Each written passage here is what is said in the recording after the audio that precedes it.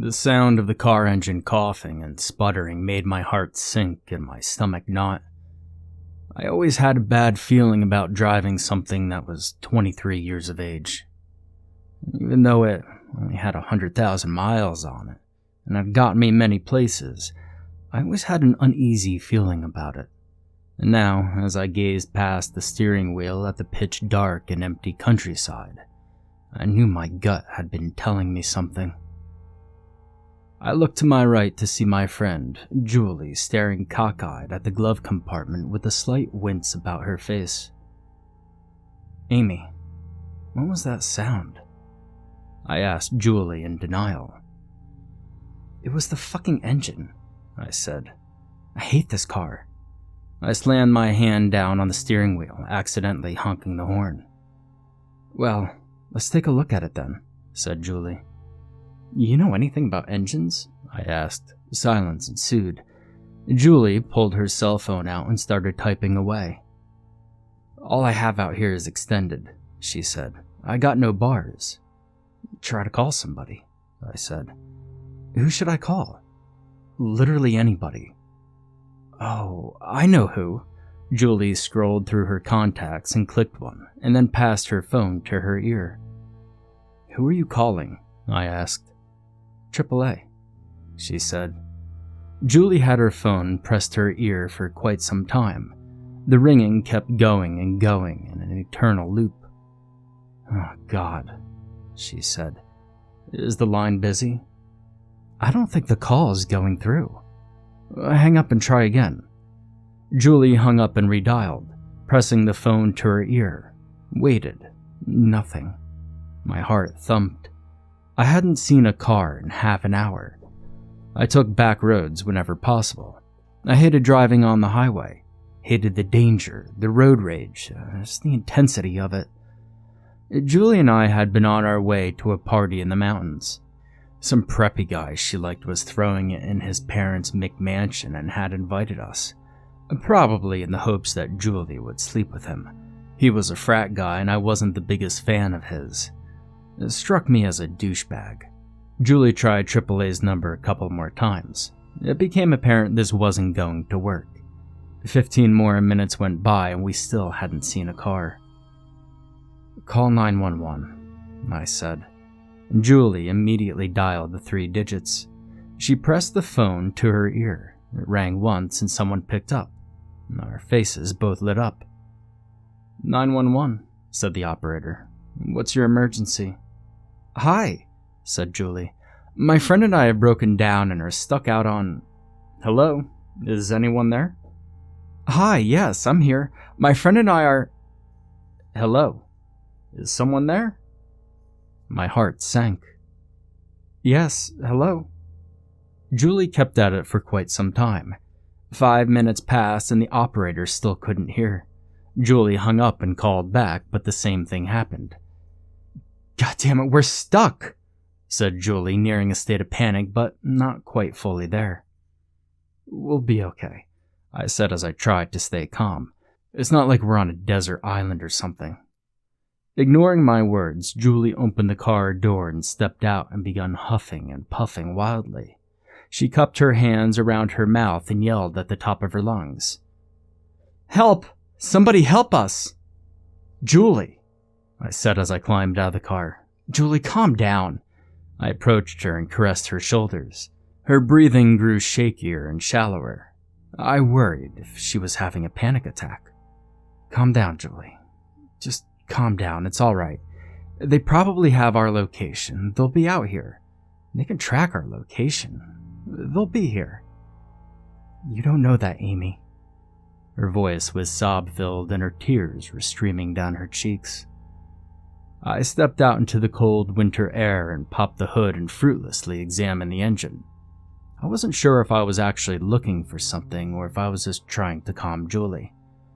I waved my phone's flashlight around, which illuminated the various complicated car parts. Something was leaking, and that I could see. My right eyelid fluttered as my peripheral was struck by a ray of light. I turned to see blinding high beams coming towards us. They were so bright that I couldn't see the vehicle they belonged to. Julie immediately shot out of the passenger seat and leapt over to the middle of the road and hopped up and down like a jackrabbit. She waved her arms and yelled, "Hey, hey, over here!" repeatedly. The vehicle, an ice-white Cadillac Escalade with windows tinted well beyond the legal range, came to a halt in the middle of the road. We couldn't see inside. The Cadillac just sat there for a moment. Julie placed her hands just above her knees as she huffed and puffed. I was pretty sure I heard her mumble, "Thank God," under her breath. Another moment passed, and then the driver's side door opened. The car's interior light turned on and revealed 3 guys around our age inside. As I scrutinized, I realized I recognized them from school. The driver was Keaton, frat guy. Julie had liked him at one point. Tonight he wore a blue fleece and chubby shorts, even though it was freezing outside, and tall white socks. He was a thin, preppy guy with a pronounced jawline that made him look like a movie star. He constantly wore a backward-facing good old boy's cap, so often that it seemed to be part of his head. In fact, I wasn't sure if I'd ever seen him without it. He was a cocky sort of guy and always had a wealth of animated and flippant facial expressions at his disposal, unfailingly with the flare of his nostrils, which looked like you could fit grapes in them. Riding shotgun was Billy. He was short and rode the line between chubby and normal weight. He had blonde locks and one of those boyish faces, but boyish of the kind that chucks cherry bombs into the toilet because he wants to see what happens. And then in the back was Peter. He wore a blazer and khaki pants. It took me a second to recollect his name. He always looked like a deer in the headlights and mostly kept to himself. Only his friends knew him, and he often served as their verbal punching bag. Keaton stood up in the car and leaned out with his arms resting atop the driver's side door. He peered at us. "Yo," he said as he chewed gum obnoxiously. "Is that Julie?" "Yeah," said Julie, a repressed sob almost escaping from her giggle. She was calming down now, smiling through her glazed eyes. "What happened?" asked Keaton. "You guys pop a flat?" "Car just broke down," I said. "Don't know why." "Well, that sucks," said Keaton with a twitch of his head. He chewed faster now. "Y'all on your way to the Rager?" asked Billy. "Yeah," said Julie. "We were until this stupid shit happened." She was acting all shy and flirty now. "We got plenty of room," said Keaton. "Y'all could just cop a ride with us." "For real?" asked Julie. "Yeah." "Sweet, hell yeah." I hated how fake she acted around these preps. She wasn't a party girl and she knew it. Neither was I, but I owned it. Julie and I hopped in the back seat and Billy told Peter to sit up front. Billy got in the back with us and that made me uncomfortable, like he thought he was going to score with us. "Glad we could be your knights in shining armor," said Keaton. "Me too," Julie replied. "You guys ready to get fucked up at this party?" "Hell yeah. I've been looking forward to this all week." "Y'all ever seen his house before?" "No." "Well, it's dope. I'm trying to cop a 3rd floor room to crash in." Keaton rummaged around in the cup holders on his door for a moment. "Shine a light," Keaton mumbled to Peter. "Okay," Peter replied. He shined his phone light and popped the glove box and rummaged around inside. As he did this, something in the glove box fell to the floor and hit the adjustment handles under his seat. Peter cursed and went down to search for it. "What is it?" Keaton asked. That multi-tool that you keep," said Peter. "I think it went under the seat. I can't find it." "Dude, forget the fucking multi-tool. Just get the flask." Peter abandoned his search and continued to rummage around. "To the left," said Keaton, and then he repeated it a little more forcefully. Peter grabbed the small flask and shut the glove box. Keaton snatched it out of his hands and popped the cap and took a big swig from it. He then held it out to me. "Y'all want some?" "Yeah, totally," said Julie as she snatched it from him. So fake, I thought. Julie took a minuscule little sip and coughed. Keaton chuckled and shook his head. Julie passed me the flask and I immediately passed it to Billy, who looked taken aback. "You don't want any?" he asked. "Nope, I'm good," I said. "Come on, have some." "I'm good." Billy shrugged and took a big gulp. As he did, I felt a tickling sensation on my right leg, and I thought was nothing at first. Then I felt it again, and I looked down to see Billy's fingertips steadily stroking the side of my leg.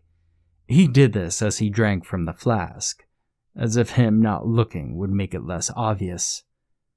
I ignored it for a second, but he persisted even after passing the flask to Peter. I casually brushed his fingers away as I pretended to itch my leg, but that didn't stop him. He simply traversed my leg and found a new spot, and this time, his caressing was more deliberate. "Can you please stop that?" I blurted. The whole car went silent. Billy pulled his hand away and looked at me with a confused face. Keaton and Peter both cranked their necks and looked at me. Julie was looking too. "Stop what?" Keaton asked. "Who are you talking to?" My voice trailed off. I looked at Billy and took a deep breath. "I'm talking to you." "What'd I do?" Billy asked dumbly. "You were tickling my leg." I used the word tickling to sound less accusatory. After all, I still wanted a ride out of here. "I was?" asked Billy. "Yes."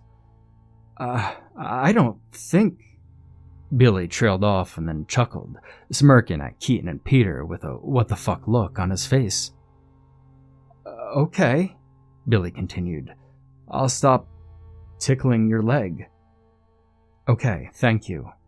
Billy shook his head and snorted out a befuddled laugh.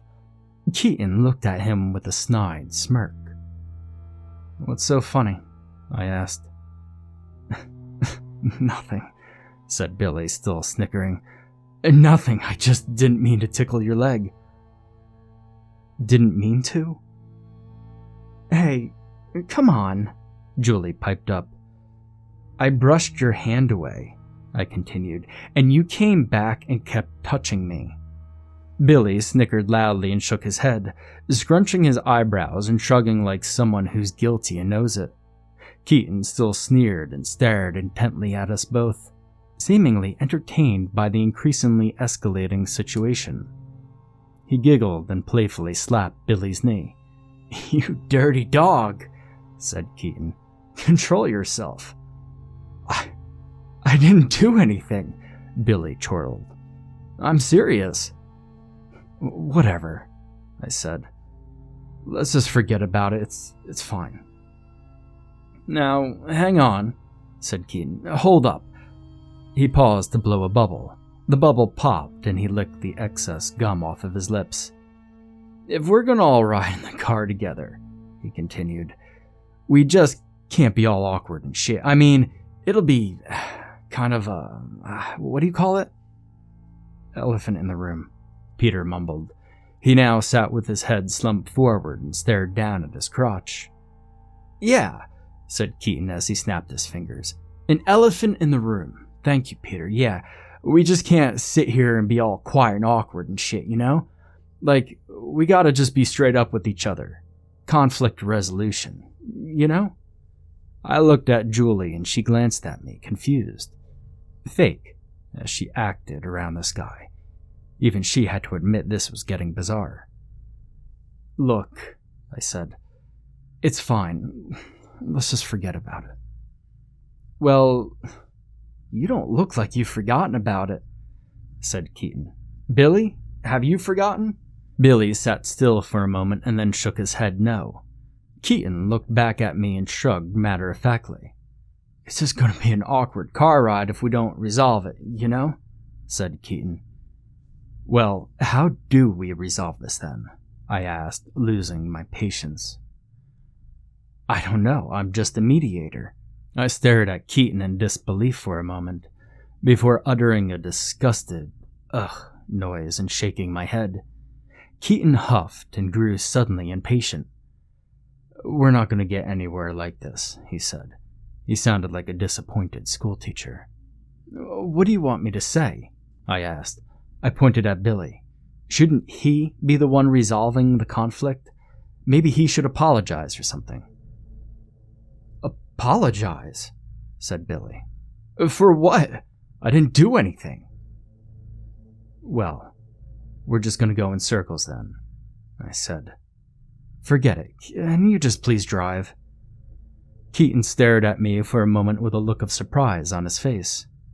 Well, there's a start. Now we're getting somewhere. What?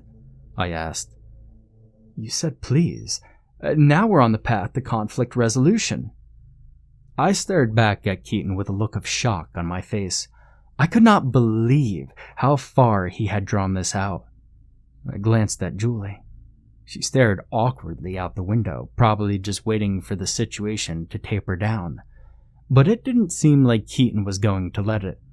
Keaton snatched the flask out of Peter's hand and took a big swig and then let out a satisfied ah when he was done. Okay, said Keaton. Now, let's just start from the beginning. Amy, you felt Billy's hand tickling your leg, right? Right, I sighed, irritated. And you're insisting he was doing it on purpose, am I right? I guess, I don't know. Yes or no? I don't know, sure. Yes, okay, but Billy, he says he didn't do it on purpose. Right, Billy? Billy nodded. So, Keaton continued. He blew another bubble. Are you calling Billy a liar? Oh my God, I said. I was fed up. I reached past Julie and opened the door and climbed out of the car. At the same time, Keaton swiftly opened his door and stepped out. I attempted to sidestep him, but he strode right in front of me. He gently touched my shoulder. I yanked my arm away and threw up my hands. Hey, he said in a hushed tone. Don't touch me, I said. Do not touch me. Get out of my way. Hey, calm down, we're just talking. No, we're not. Yes, we are. No, we're not. Get out of my way. My anger level was reaching maximum threshold. At this point, Keaton was like a bratty little child that you just wanted to trip or knock over. Accidentally, well, on purpose. He still had a snide sneer on his face that made him look like a sleazy con man or a lying politician. Those stupid nostrils flared and his obnoxious chewing rang in my ears like rippling mosquito wings. I clenched my fist. Just listen to me, Amy, he said with a chuckle. Everything's chill, just calm down. Just go back in the car and we can... I let out an irate grunt as my fist shot forward and slammed right into Keaton's mouth. His head snapped back as he let out a loud oof. He staggered back with a single step and clutched his lip. I heard Billy utter, "Oh shit," from the car. I walked past Keaton in a huff and approached my car. I figured I could at least take refuge inside it, lock it if I needed to. I took long and purposeful strides across the asphalt. I thought of Julie and how she would be joining me in the car. The situation was getting dangerous. But I had to focus on getting there myself. Then I could motion to her, encouraging her to make the right decision. I hoped that these guys were just all talk, maybe having a bad night. I suddenly felt the jolt of sharp pain fire up my leg as my knee buckled. Keaton's foot had slammed into the back of my knee. I fell to one knee, and before I could get up, I felt Keaton's arm slip around my throat as he pulled me in a sleeper hold. He dragged me backwards as I coughed and gagged. I could hear Julie screaming and yelping from the Cadillac. You fucking serious right now? Keaton shouted in my ear, and I felt little drops of his spittle hit my earlobe. I hadn't drawn a breath in at least 10 seconds now, and I felt my pulse pound in my throat, rapidly increasing in pace by the second. My eyes watered, which caused my vision to blur. Keaton dragged me all the way to the Cadillac and threw me against the side, just below the gas tank. From there, I could see Julie kick and scream in the car as Billy wrangled her. She had no choice.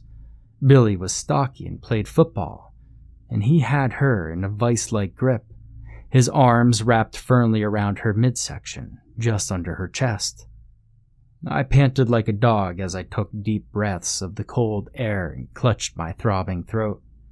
I gazed up at Keaton, who now looked like some malevolent phantom in the pale moonlight, clouds of his cold breath exiting his mouth and nostrils. He motioned impatiently at Peter.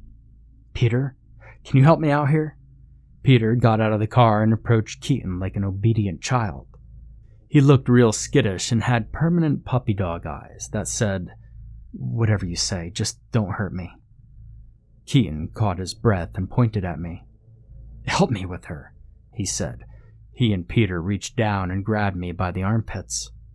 I thrashed and kicked. Keaton and Peter backed away.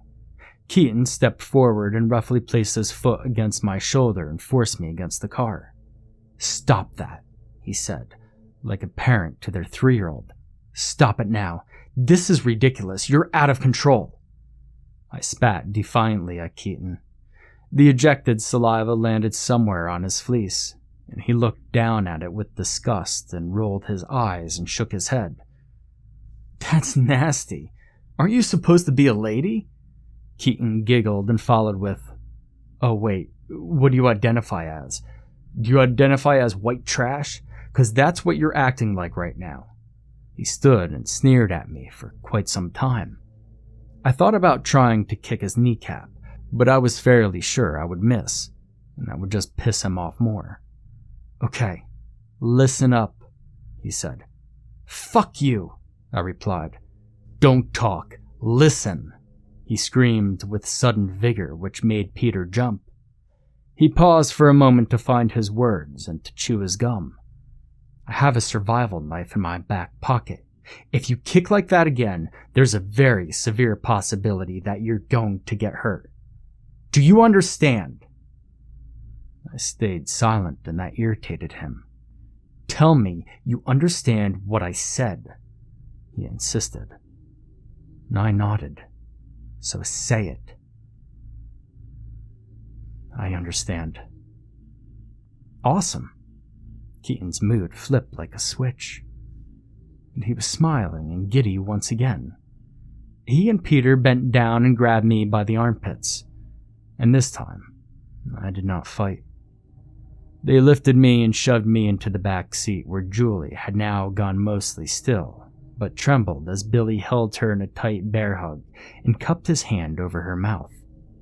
Her eyes met with mine, and the look we shared was one of dread. I laid there in the back seat, crowded and uncomfortable. My feet faced Keaton and Peter, who still stood outside the car. I had a direct shot at Keaton's face, and I knew if I took it, I could break his jaw and probably knock him out. But I didn't take it. If I missed, I might not get another chance. I had to bide my time. Keaton looked at me with snide disappointment. Was that punch in the face really necessary? All I wanted to do was talk. That how your parents raised you? Silence. "Take the wheel, Peter," said Keaton. "I don't want to get shit-faced and I don't want to hit a damn tree or something." Peter nodded obediently and hopped into the driver's seat. Keaton rounded the car and got into the passenger seat. "Let's collect phones," said Keaton. Billy reached into my pocket and snatched my cell phone out. He did the same with Julie. He handed them to Keaton, and Keaton stashed them in the glove box. Keaton took his flask and gulped down copious amounts of the fluid inside. Peter turned on the car and started driving, and Keaton grabbed the bottle of whiskey out of the glove box and refilled his flask. Peter drove like he was taking the road test, both hands on the wheel and facing forward and going 5 miles below the speed limit. A flash of light suddenly hit my peripheral vision. It was a yellowish light. Headlights. I turned my head and was filled with hope. Not just any car, but a police car drove down the road and was coming up behind us. Our 911 call went through. "Fuck. What is that?" said Keaton. "Is that a cop?" He looked at Peter and then Billy. "Just be cool." Peter had the fear of God in his eyes. I sprang up from the seat and reached for the door handle. Almost immediately, I felt Keaton's tight grip on my wrist. Fuck. He clutched it with both his hands and then he released one hand and reached for my head. I desperately yanked away from him, but he caught the ends of my hair and tugged hard, wrenched my head down toward the floor. "Help!" I screamed as if the cop could hear me. I could hear Julie's screams, which were muffled by Billy's meaty hand. "He's going to pass," said Keaton. "Here, let him pass. Pull over. Just pull over." I could feel the weight of the car shift as Peter pulled over to the side of the road. The next sound I heard was one of the worst I'd ever heard, the sound of the cop car passing us. The disappointment and the hopelessness I felt in that moment, indescribable.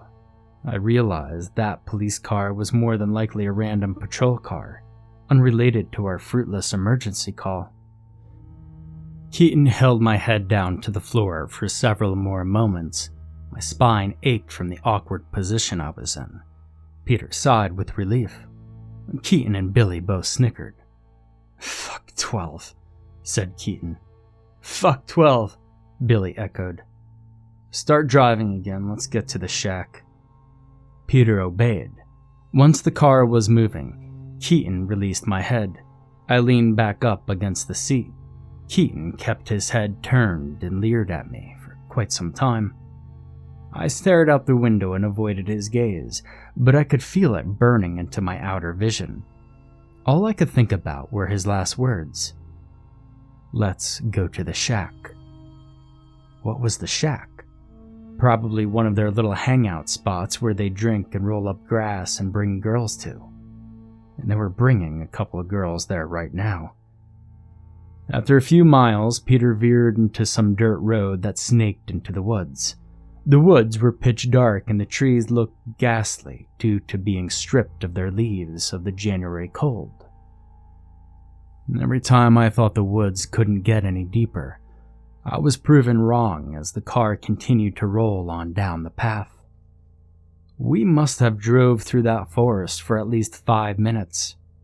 I wanted to open the car door and hop out and make a run for it, but they had a child lock on the door. "No better place to roll some bud than this," Keaton said as he pulled into a clearing in the woods. In the middle of the clearing was a rundown barn that must have been 100 years old. It looked so sinister as the car's high beams cast the grisly shadows of barren trees upon it. "Peter, turn up the heat," said Keaton. "I'm freezing my fucking ass off." As Peter turned the knob, I could see that his hand was trembling uncontrollably. I thought maybe we could bring him over to our side. Then it'd be 3 on 2 and we could get out of this and... "Okay," Keaton yipped, snapping everyone out of their thoughts. Billy, you could let go of her mouth. No one's going to hear her scream." Billy released his hand from Julie's mouth and she immediately started to wail, futilely, calling for help that would never come. Not out here. Keaton looked pissed. He took in a deep breath and screamed at the top of his lungs, "Shut the fuck up!" Julie quieted down a bit but still sobbed under her breath. Keaton huffed and caught his breath and shook his head. "For Christ's sake," he said. "What a Greek drama." He reached into his back pocket and pulled out a large pocket knife and folded out the shining survival knife he'd mentioned before. "Okay, so here's what we're going to do." "Please just let us go," Julie sobbed. Keaton looked at her and shrugged. Let you go? You're free to go at any time, no one's stopping you. Right, Billy? Billy nodded. Right, Peter? Peter nodded. You're free to go, Keaton repeated. Julie immediately pulled on the door handle. It was locked, of course. The lock pin was the kind that retracted all the way down, and so it was impossible to pull up. Oh, what's wrong? Keaton asked rhetorically. It's locked, said Julie. So unlock it. I can't. Well, like I said, you're free to go anytime you wish. In the meantime, let's play a game to pass the time. Billy, what should we play? Billy simpered as he pondered for a moment. Truth or dare? He asked. Bingo, Ringo, said Keaton as his face lit up demonically. He turned on the radio and flipped through the stations and landed on one that played the song Get Up by James Brown. Keaton bobbed his head up and down to the groovy beat, his eyes wide and crazed. Man, a perfect song right here, said Keaton. So funky. Okay, let's start. Amy, start. Amy, truth or dare? I remained silent. Keaton's grin started to slowly fade in the direction of a frown, which, I can't lie, intimidated me. So I spoke up. Truth, I said. It has to be better than dare. Dare it is, said Keaton. I said truth. Amy, I dare you to make out with Billy for 30 seconds. No. Keaton shook his head at me and smirked and waved the knife around. It's a dare, he said. Well, I'm not doing it. Forget it. Keaton nodded and pondered for a moment. He glanced at Billy. Hey, Billy, he said. Hand that little piglet over to me. Billy hoisted Julie off of him and pushed her toward Keaton. Keaton snaked his arm around Julie's throat and put her in a headlock. But he didn't choke her, just gripped her. He then peeled part of her coat off so that her shoulder was exposed. He placed the sharp edge of the knife to her skin on her shoulder. Julie wiggled around a little bit, but Keaton had a firm hold of her. Now we're ready, said Keaton. Amy, make out with Billy. 30 seconds, that's it. Promise. I didn't budge. I glanced to the side to see Billy staring there with a wide-eyed grin plastered to his face. No way I was going to kiss him. No way. My thoughts were fragmented by Julie's sudden cries. Keaton slid the blade across the skin on her shoulder and blood ran down her upper arm. I sat up to do something, but Billy stiff-armed me. Keaton continued to excruciatingly drag the blade across Julie's shoulder as her blood-curdling screams filled the car. Okay, I shouted. Stop! Keaton stopped straight away. Julie sobbed as trails of blood ran down her arm and dripped from her elbow. Well, what are you waiting for? Keaton asked me. Give the boy a kiss. Look at that face. Who wouldn't want to kiss that? Keaton and Billy snickered. I took a deep breath and winced with disgust. I didn't even want to go near him, but I couldn't watch Julie go through such pain any longer. I sat up and puckered reluctantly. But Billy did not move. He seemed to wait for me to come to him. Lean in, said Billy, confirming my suspicion. I stared at him with disgust. Just could not bring myself to do it. Y'all might want to cover your ears for this one, said Keaton. Without warning, he cupped his hand over Julie's mouth and jammed the knife into her upper arm. She shrieked and squirmed as Keaton twisted the knife into her shoulder. I was pretty sure he was cutting the bone. All right, stop! Again, Keaton stopped without hesitation. He pulled the knife out of her shoulder, and that made a sickening squelch. He kept his hand cupped on Julie's mouth to suppress her agonizing sobs. See? Said Keaton. You play nice. Play nice. I took a deep breath and puckered up and closed my eyes and leaned forward. I felt Billy's lips touch mine, and he began slobbering all over my lips and sticking his tongue in my mouth. The taste was a strong mix of alcohol and cigarettes. It was a painful 30 seconds. Keaton sat by and giggled under his breath the entire time. "All right, that's 30 seconds, said Keaton. I pulled away from Billy, but Billy persisted, leaning in every time I leaned out. Keaton reached over and slapped Billy atop the head. "That's enough, Billy," he said. "Come on, it's Peter's turn." Billy snickered and wiped the saliva off his revolting kisser. I felt sick, and I retched from the taste that still lingered in my mouth, and probably would for a week. That is, if I survived this. Perhaps I'd be lucky to be tasting anything in a week's time. "All right, Peter," said Keaton. "Your turn. Truth or dare." Peter nervously racked his brain for what seemed like a very long time. He blinked rapidly and frequently, and his eyes darted and zipped like hummingbirds. I couldn't tell if he was extremely nervous, or deranged, or both. "So, what's the verdict?" Keaton asked with impatience. Truth," Peter stuttered. "Pussy. K. Truth. Have you ever had sex before?" Keaton and Billy both exchanged a knowing glance and snickered as Keaton asked this.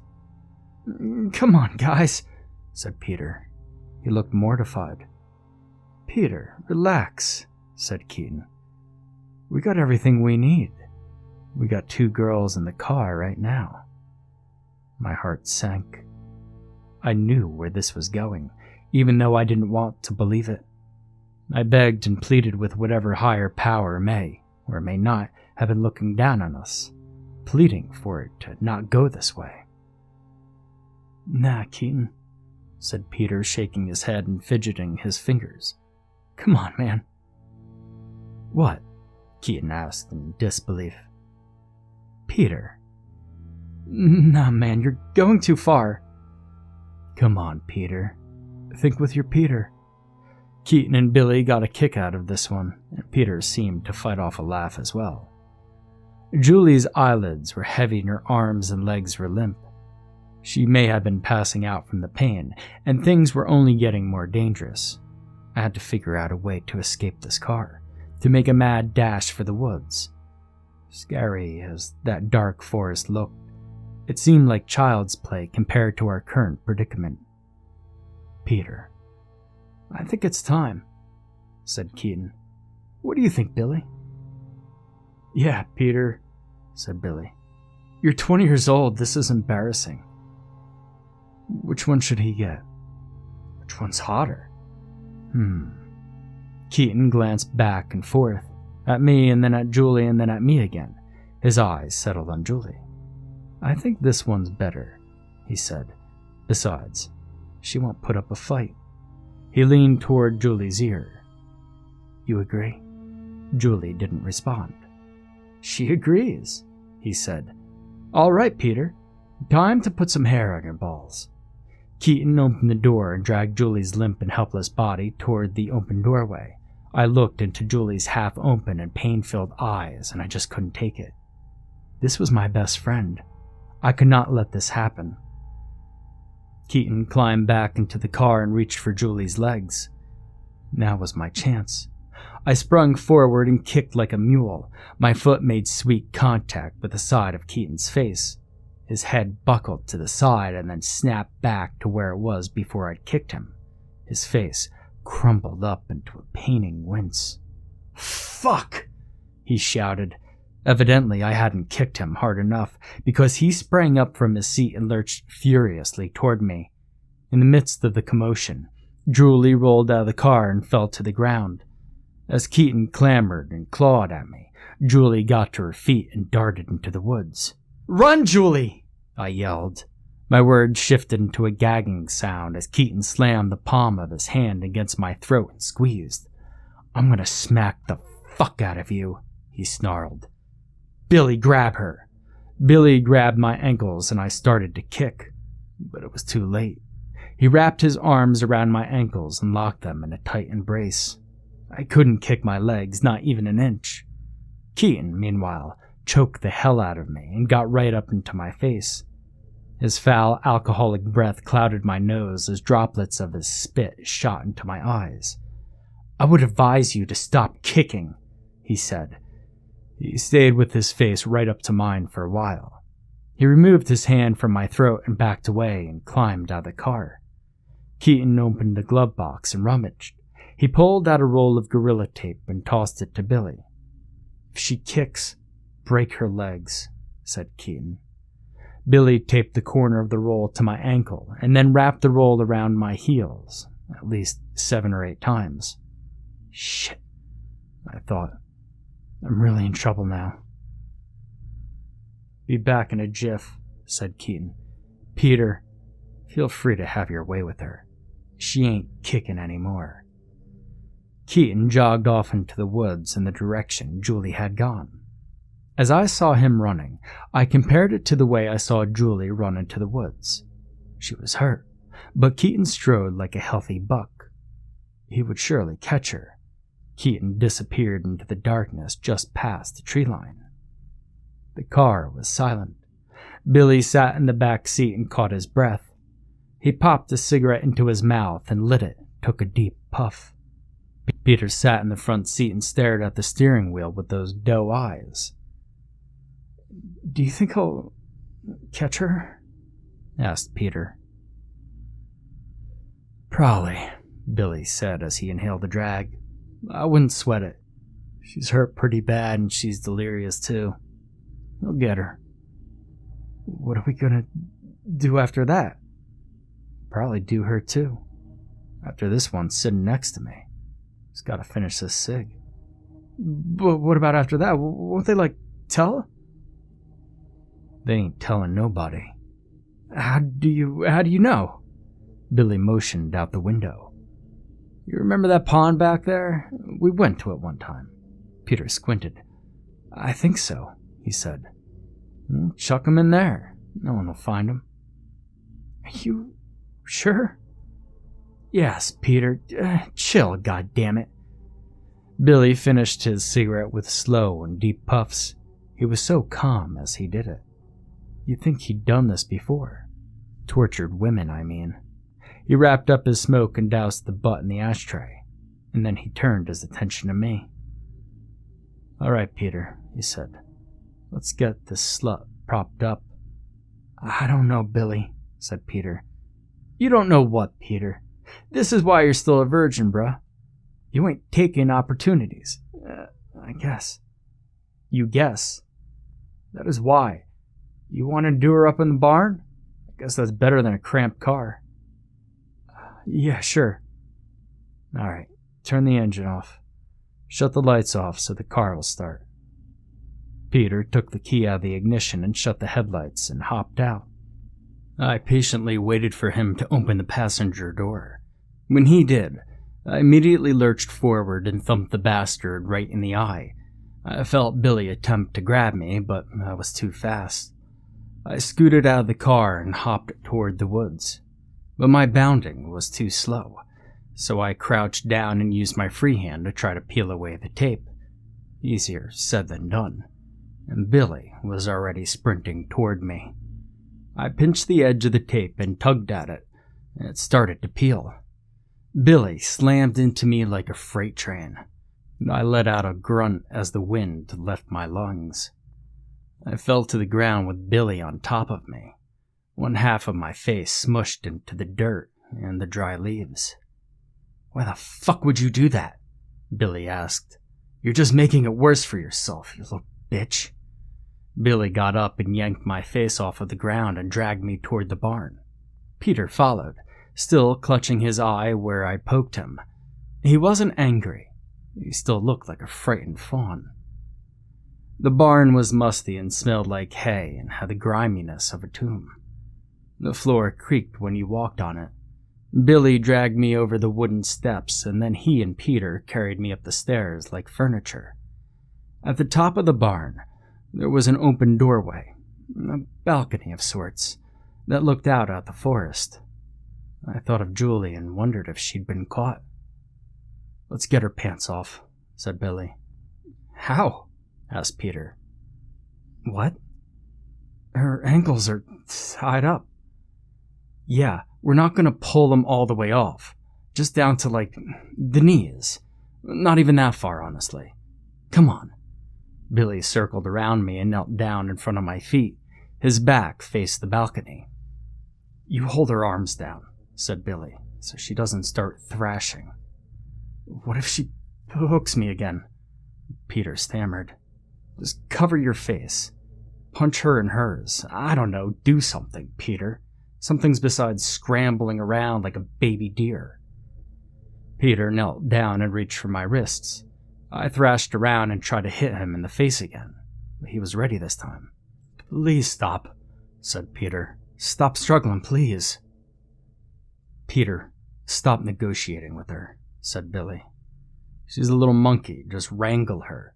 You don't see a zookeeper trying to reason with the monkeys, do you?" Peter caught both of my wrists and then pinned them to the floor. He looked up and nodded to Billy. Billy crawled forward and grabbed at my waistband. And then I remembered I still had my legs. Billy crouched right near the wide-open balcony. It clicked in my head. And as Billy unbuttoned my pants, it was like an eclipse where the earth and the moon and the sun all lined up perfectly. I inhaled and tensed up and kicked harder than I'd ever kicked before. It was beautiful, the way Billy bucked backward and flailed his arms as gravity established its dominance over him. He let out a frightened little squeal as he rolled back over the edge of the balcony and then disappeared from sight. And not a half a second later, there was a wonderful thump and snap, and then what was followed by Billy's agonized squawks. Billy screamed, and he kept on screaming. Peter got up and rushed over to the balcony and peered out. "Billy, are you okay?" I now had a shot at this idiot, too. I kicked hard, but he must have saw it coming 1 second prior because he ducked and sidestepped it and rushed over to the stairs. Peter clambered down the stairs, and I heard him rush out and start tending to Billy. "Oh, God," said Peter. "Oh, God, oh, shit. What are we gonna do? Fuck." "I'm not fucking kidding, dude," Billy groaned. "I think I'm paralyzed." As I peeled the tape off of my ankles, I got a sort of sick satisfaction from hearing Billy's agony. I only wished I could see him all injured and contorted right now.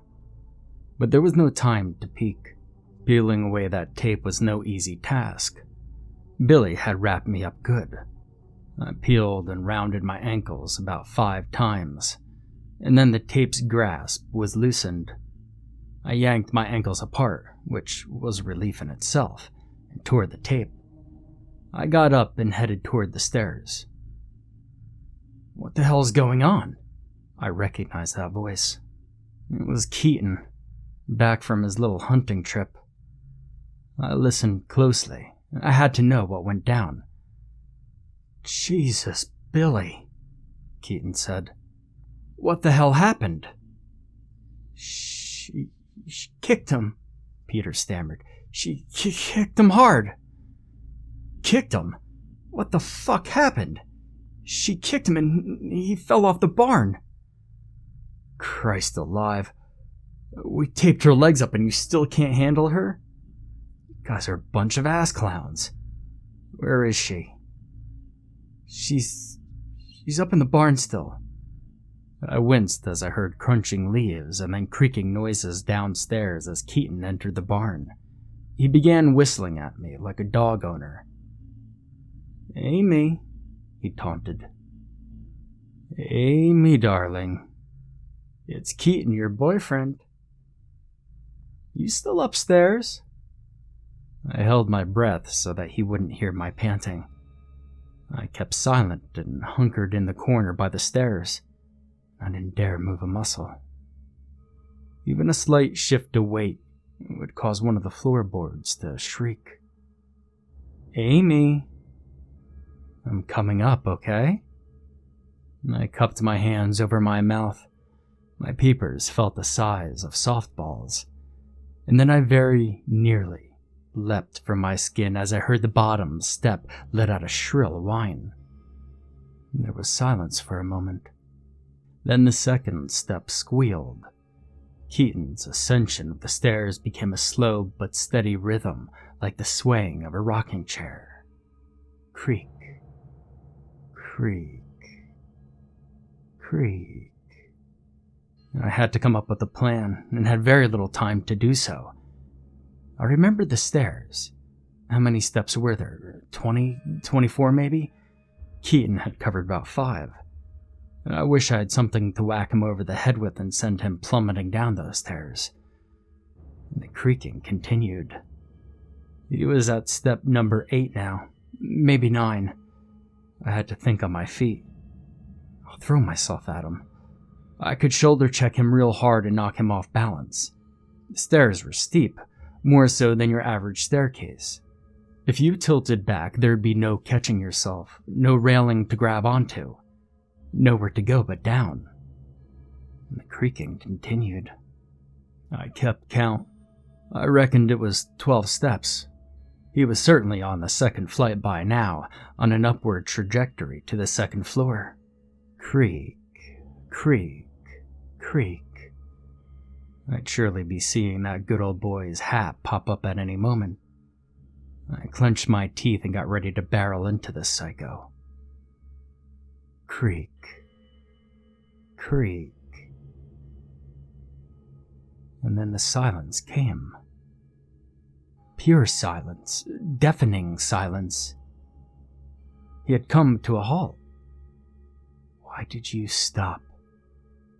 He must have been assessing the second floor from his vantage point. If he could see most of the second floor, he could see that I wasn't there. And if he could see that I wasn't there, he likely knew I was hunkered in the corner. More time passed, and the silence continued, and my ears rang, and I thought I might go nuts. I listened closely, and I was fairly sure I could hear his breathing. It was steady and very calm. Inhumanly calm. My ears picked up a small shuffling sound, and my eyes caught a brief, fluttering movement. But it happened so fast that, before I knew it, Keaton's hand was reaching up from the staircase and had a firm grasp of my ankle. I screamed as his other hand emerged from below, the knife in its grasp. "Oh, Amy," he yelled, "you're my kind of girl. Hard to get. Hard to get." He laughed like some crazed clown as he thrust the knife forward. The blade came within an inch of my ribs, and I felt the dull edge graze my side. That was as close could get. I buckled and kicked and tried to claw away, but his grasp was tight. "Oh, I thought we were bonding, Amy." He thrust down the knife, and this time it sliced the back of my hand. I knew it had happened, but it was like I barely felt it. The adrenaline surged through me and told me that I didn't have time for pain. Fine, I thought. If I can't pull away, I'll go toward you. I felt Keaton tug on my leg, and this time I went with the current, so to speak. I used his strength against him and thrust my foot forward. My foot made contact with his shoulder. The combined effort of my kick and his own tug was enough to send him falling back. He released his grip and tripped down several stairs and let out a low groan. I leapt to my feet, and without pause I shot toward the balcony. I didn't think of whether or not I'd make the jump, because I had no choice. I ran to the edge and took the leap of faith and felt the wind comb my ears as I plummeted to the ground. I landed on my feet and a sharp pain shot up through both ankles. I stumbled forward and fell onto my hands and knees, but quickly got back up. I glanced back long enough to see Billy lying there on the ground silent. His spine was twisted and mangled, and his wrists were bent like a praying mantis. I was no expert, but Billy was going to be relieving himself into a bag for the rest of his life. And in all this time, I had forgotten Peter. Before I knew it, I ran straight into him. He caught me by both wrists. We were now face to face, and I could see that dog-like expression still lingered in his eyes. "Just stop!" he shouted. His voice sounded like a beggar. "I don't want to hurt you." I wrenched my right wrist from his grasp. "Stop!" he shouted again. Just sit down and we can..." His words morphed into shrill squeals as I jammed my right thumb into his eye, and this time I didn't let up. I reckoned it was the same eye that I'd poked moments earlier. I pushed and twisted and leveraged my thumb around, and I was pretty sure I felt his socket. The only thing that made me stop were Keaton's footfalls behind me. It was time to go. I yanked my thumb, now moist with eyeball juice, from Peter's eye and shot toward the woods. Keaton's footfalls were now crunches, so I knew that he'd exited the barn. My legs became a separate function from the rest of me. That's, the only way I could describe it. They were like the wheels of a car that carried me where I needed to go. Fast, too. I ran with my fingers pointed upward and slicing the air, the way Tom Cruise runs. And my eyes had adjusted to the dark by now. They'd adjusted well. It was almost like daytime, and I had the moon to thank for that, too. After a while, I realized that Keaton was no longer behind me. Granted, I was stuck out in this forest alone in the dark, but I still felt relief. That maniac wasn't there anymore. And then I grew concerned as I thought of Julie. Wondered what had happened to her. If she had gotten away, or if Keaton had captured her, or done worse. I kept on the move and steered clear of the path we'd used to drive into the woods. Time passed and my ears felt like they'd crack off from the cold. I must have been close to the road by now. I figured I'd flag down a car and get some help. At the very least, I'd remain in hiding in the forest. But that wouldn't help Julie, now would it? I suddenly heard the rumbling of a car engine behind me and saw the tree trunks around me grow slightly illuminated. I dropped to the ground and rolled behind a tree, and I glanced back to see high beams making their way through the forest. It was them all right. And then that damn Cadillac did the worst thing it could possibly do. It stopped. I lowered my face to the ground and shut my eyes tight and prayed for the best. I heard 2 car doors open and shut, and then I heard Keaton say, "I just saw her, I swear to God I did." "Really?" asked Peter. "Yes, really. Yeah, she's over there in that direction. She's hiding." Keaton spoke in such a mischievous tone. This really was just a game to him. "I know you're out there," said Keaton. "Oh, hold up.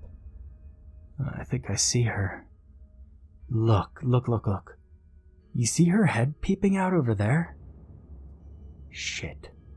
I tensed up and laid there so still that I felt paralyzed.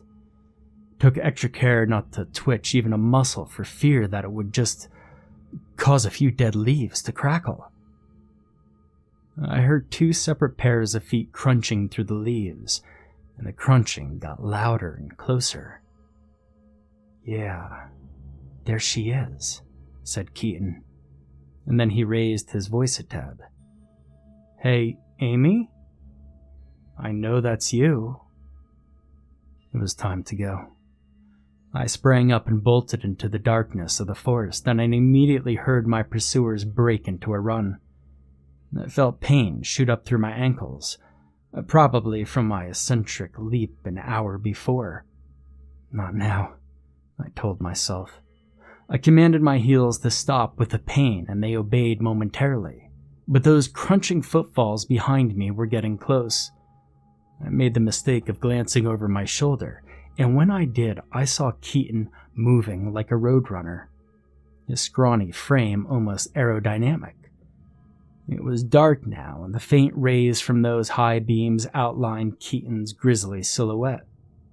When I turned my head forward again, I saw a dark void, a pit in the ground, and then immediately felt a great shift in weight as gravity yanked me downward. I fell into what must have been a dried-up pond, maybe 7 feet deep. 8, perhaps. However deep this pit was, it was enough to knock the wind from my lungs when I hit the ground. I groaned as I laid there in the soggy leaves. One of my ribs throbbed, and I was certain it popped out. Though my ears rang, I could still hear Keaton's sinister snicker just above me. "Whoa! Took a little tumble, huh?" he said. "That's what happens when you run in the dark." What a klutz. What a damn klutz. I rolled on my back and looked up to see Keaton and Peter stand at the edge of the pond and look down at me. Keaton giggled and pretended to try and shove Peter off the edge. I was so tired and such pain and so fed up with all this that I wanted to die in that moment. I pushed and pushed to try and speak, but my lungs would not allow it. I heaved, but wasn't granted the ability to inhale. This happened twice more, and then I could breathe again, and I could utter words that just came out in weak grunts. "Please," I uttered.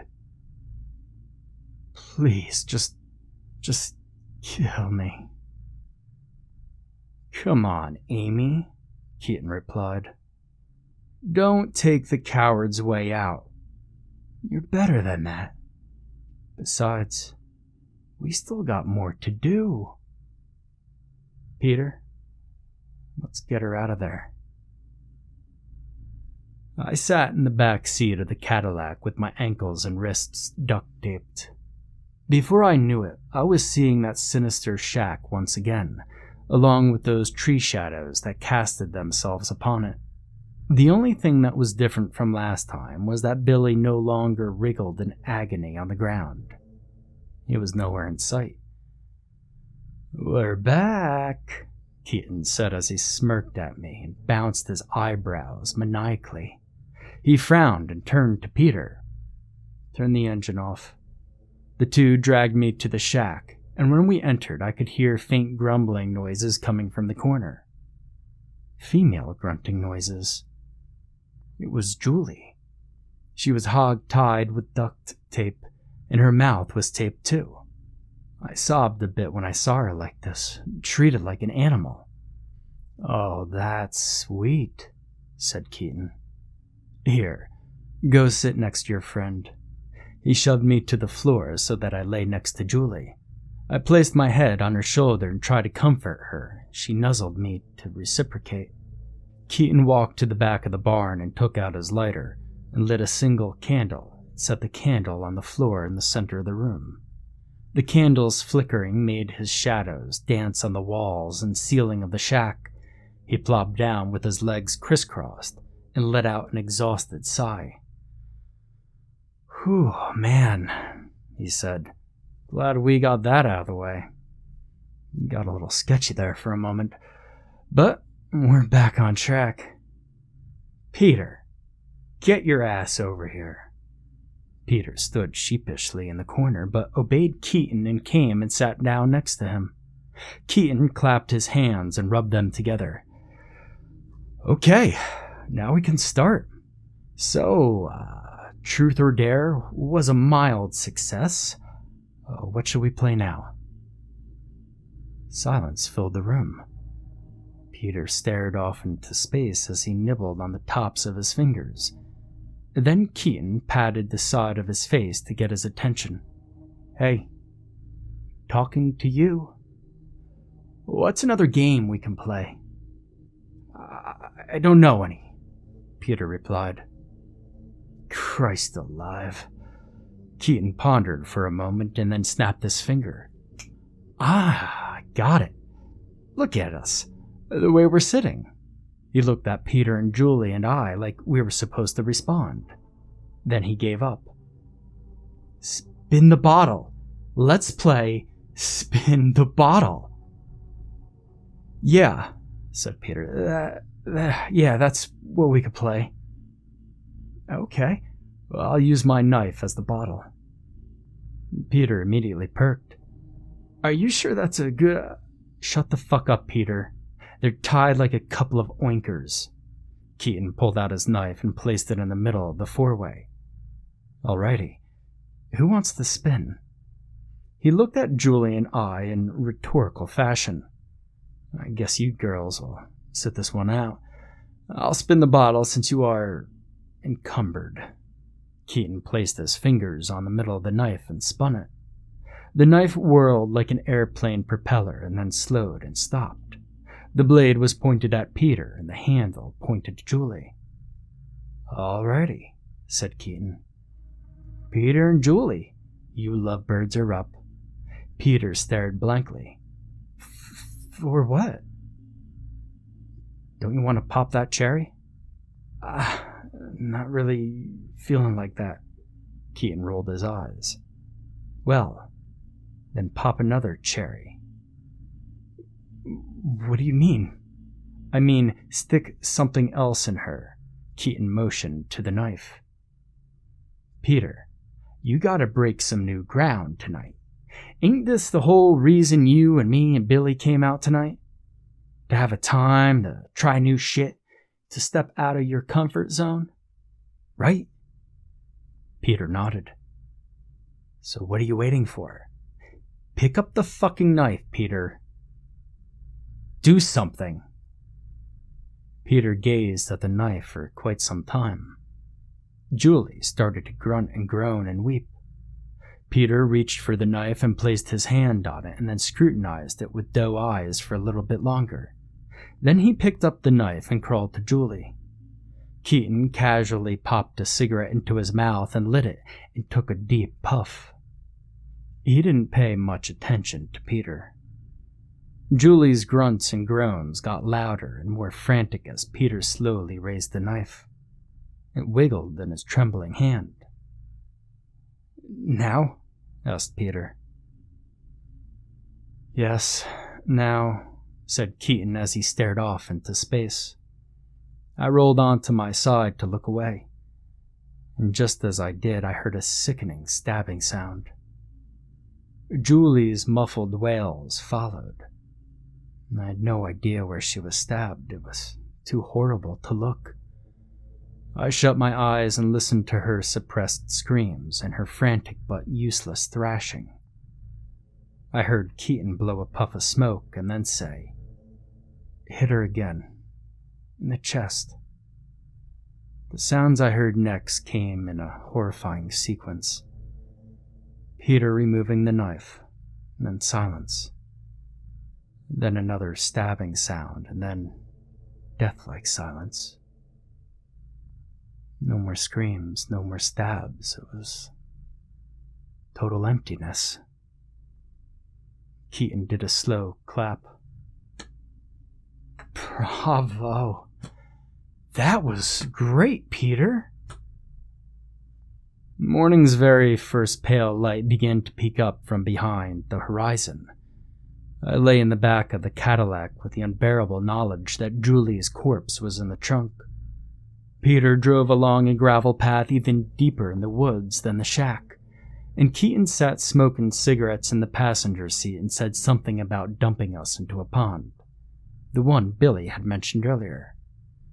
As I lay there, I thought of everything. I thought of Julie and how she'd gone so young and how her mother and father would handle her passing. I thought of my mom and what the news of my own death would do to her. I wondered if she would ever get over it. Probably not. I laid my head back and sighed and gradually came to sort of a peace as I looked back on my life and decided I lived it to the fullest of my ability. It was short, but it was well spent. And then I caught something glistening in the corner of my eye. It was under the passenger seat, and the end of it was visible. I scrutinized for a moment to try to figure out what it was, and then it hit me. It was the multi-tool that Peter had dropped, followed by Keaton saying forget the fucking multi-tool earlier in the evening. I was suddenly no longer at peace. I had a chance to live. I slowly and quietly, but still purposefully, pivoted my hips and reached out with my bound feet. I placed my heels down onto the multi-tool and dragged. The multi-tool didn't budge. I placed my heels down again and pressed harder, and this time, when I dragged, the multi-tool was moved by my feet. Yes, please, God, please. I pulled the tool closer and closer until it was parallel with my shoulders. And now came the hard part, actually getting the tool into my hands without alerting the lunatics up front. I wormed a bit closer to the edge of the seat. This would take some flexibility, and I thought I may even have to dislocate a shoulder to reach it. I hoped not. My bound hands now hung off the edge of the back seat. I bit my bottom lip and stretched both arms and wiggled my fingers towards the multi-tool. The tip of my middle finger just grazed the top of it. I was maddeningly close. My heart stopped a moment as Keaton glanced at Peter. Surely I was in his peripheral vision. If he glanced back at me, he'd certainly put the pieces together, and his suspicion would grow, and he would eventually scrutinize long enough to unveil my scheme. I slowly retracted my hands back up to the seat. No sudden movements. I didn't want to alert him. Keaton did glance back and smirk at me. I held my breath as he did his, tried to look as frightened and hopeless as possible. Please turn back around. Turn back around and light up another cig. After a few unbearable moments, he did turn back around, and he did light up another smoke. And this was the best chance I was going to get. I wriggled closer to the edge of the seat so that half my body hung off the seat. I stretched with more intensity than I'd ever stretched before. My fingers tapped the edge of the multi-tool and even moved it a bit. Don't push it further away, you imbecile, I told myself. I stretched farther and harder. The fabric of my muscles felt like they'd rip at any given moment. My fingers danced around the multi-tool as they desperately attempted to grasp it. I was so close. For a moment, I thought I might scream out with uncontrollable frustration. Hold it together. This is your one shot. You don't want to end up in a ditch, do you? My eyes went wide as I felt the multi-tool flimsily positioned between my index and middle fingers. I was not going to let go. No force on this earth was going to get my fingers to loosen their grip, weak as it was. I rotated the multi-tool and my fingers searched for the knife that was surely folded within. And I found the little ridge that one uses to grip and unfold the blade from its resting place, and I wedged my fingernail into the ridge and pulled. I was careful to prevent the knife from making a click once it fully unfolded. The knife was out. Now to cut myself loose. I gripped the knife and sawed away at the first layer of tape. This gorilla tape was firm, but I was more determined than it was. Though the muscles and ligaments in my fingers and wrists burned like furnaces, I kept cutting away. My fear and my determination gave me superpowers. My mind already laughed maniacally at the thought of my imminent escape. The tape was now halfway gone. The hell's that sound? Keaton blurted. My heart sank. Keaton glanced around the car like a bloodhound that had caught the scent of a deer. I wasn't sure if I should speed up my cutting or stop completely. I chose to speed it up. If he looked down, he would see the knife and my escape would be put to an end. Keaton followed the sound of my cutting and his eyes drew downward and rested on the side of my hands, sawing away at the tape. The fuck's going? Keaton trailed off as his eyes adjusted in the darkness. Fuck! He reached for the multi-tool. Just as I cut free from the tape, I sprang up as if back from the dead and raised the knife and plunged it down into the side of Keaton's neck and pushed the blade deep and then twisted. A scream erupted from his throat, then transitioned into a gargling noise. I felt the car jerk and then swerve as Peter panicked in the front seat. What's going on? What's happening? As I twisted the knife deeper into Keaton's neck, hot blood sprayed out onto my face and in the other direction onto Peter's face. The car's swerving grew wilder, and then it swerved off the path and hit a bump and hopped off the ground for a second and then crashed into a boulder. Peter's head shot forward and slammed into the airbag. Keaton, the knife still stuck in his neck, flew forward and hit the dashboard. I hit the back of the passenger seat, and that rang my bell. I faded out for 30 seconds or so, maybe a minute. I opened my eyes, and the first thing I saw was Keaton laying across the center console with the knife still sticking out of his neck and streams of blood flowing from both corners of his mouth. Peter was out of sight, and the driver's side door was open when I peeked outside. I could see him crawling along the ground at a turtle's pace. Keaton's left eye was beet red, completely filled with blood. His hat had been knocked off of his head, and I realized this was the only time I'd ever seen him without it. I couldn't tell if he was dead or if he was staring at me. And then he blinked slowly. His mouth turned upward into a wicked grin. When he spoke, his voice was low and raspy and distorted. Something I assumed was down to his vocal cords being sliced. It sounded satanic. Strange noises would emerge from his throat when he spoke, and his warped voice would double and triple. "Amy, you dirty girl," he hissed. "I gotta hand it to you." "Shut up," I said. "Shut the hell up right now. You're gonna burn in hell." "I've always been there, Amy. I've been there since the day I was born. I don't walk the earth like you do. I walk the spirit world, Amy. The spirit..." Cough emerged from his throat and interrupted him, and when it came out, so did little wads of dark blood. He took a deep breath and looked me right in the eyes. "Be seeing you, Amy."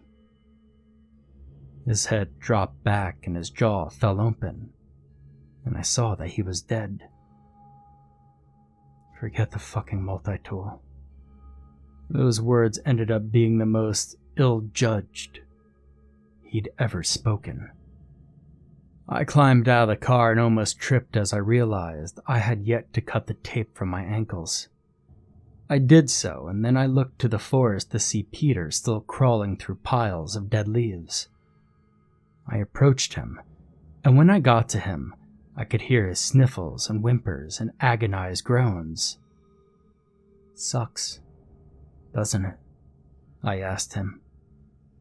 "I can't feel my legs, Amy," he replied. "I think we hit a rock or something." Yes, we did. I need medical attention. I need an ambulance." Yes, you do." I paused for a moment, savored the weasel's suffering. "Goodbye, Peter." I walked off through the woods and toward the road, following the path that the morning sun now kindly lit for me.